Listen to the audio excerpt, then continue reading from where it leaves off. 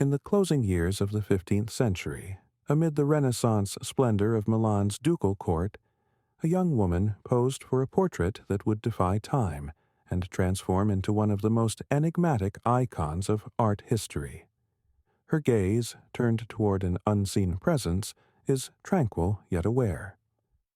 In her arms she cradles an animal, not a child, not a jewel, not a book or a flower, as was common in portraits of the era, but an ermine.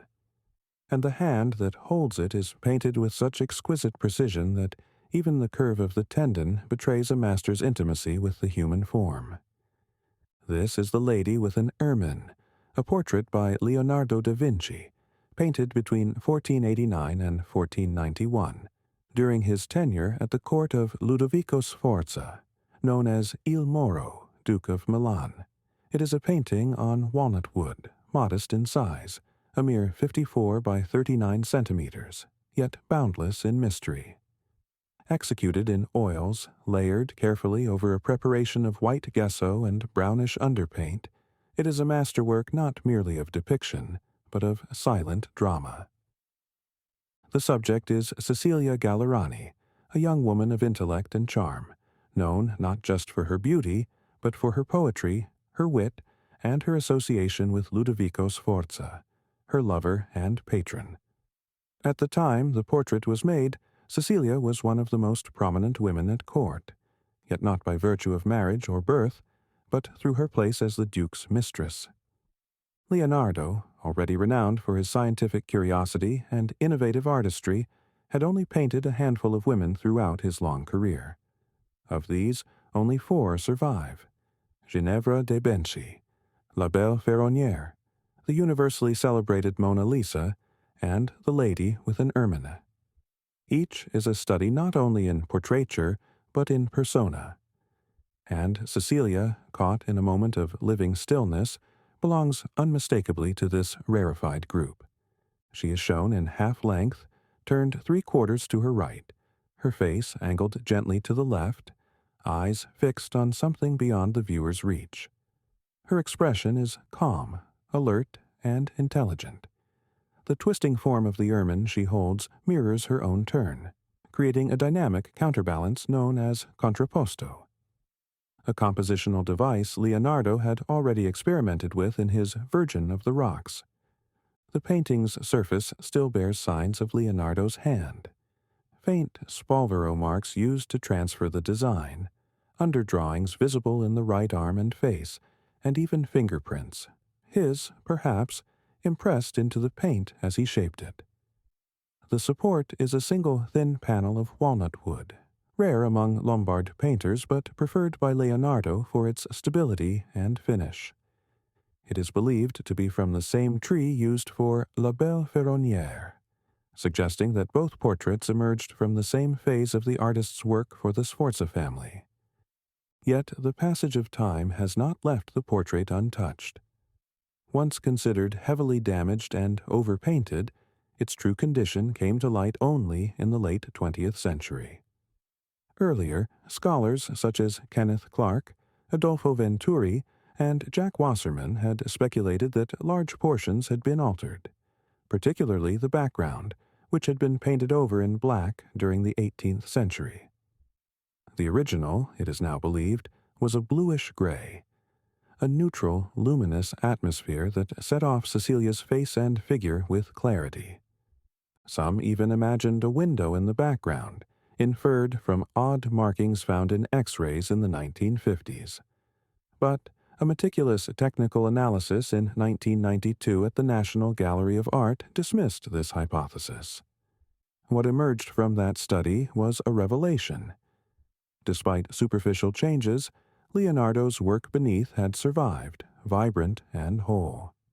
As art historian Martin Kemp observed, it is in much better condition than the standard accounts suggest, and offers a pristine view into Leonardo's Milanese period. Cecilia's clothing tells a story of its own. She wears a silk spurnia over one shoulder, simplified in its draping to avoid visual competition with the animal in her arms. Her right shoulder reveals a gold-embroidered velvet band, rich yet understated. Her hairstyle, the coazone, confines her hair tightly against her head, with fine gauze veils and gold-threaded borders holding the long braid in place. The height of fashion at the Sforza court, influenced by the Spanish styling brought by Isabella of Aragon, who had recently married into the ducal family. The painting's structural form follows a familiar Leonardo device, a pyramidic spiral that gives the sitter a sense of movement, a tension between stillness and transition. As court poet Bernardo Bellincioni noted at the time, Cecilia appears as if she is listening, attentive to a voice we cannot hear. Walter Isaacson, Leonardo's biographer, speculates that she may be turning toward Ludovico himself, who would likely have stood to her left outside the frame. But what of the ermine? At first glance it seems too large, too fantastical to be real, and indeed, naturalism is not the point.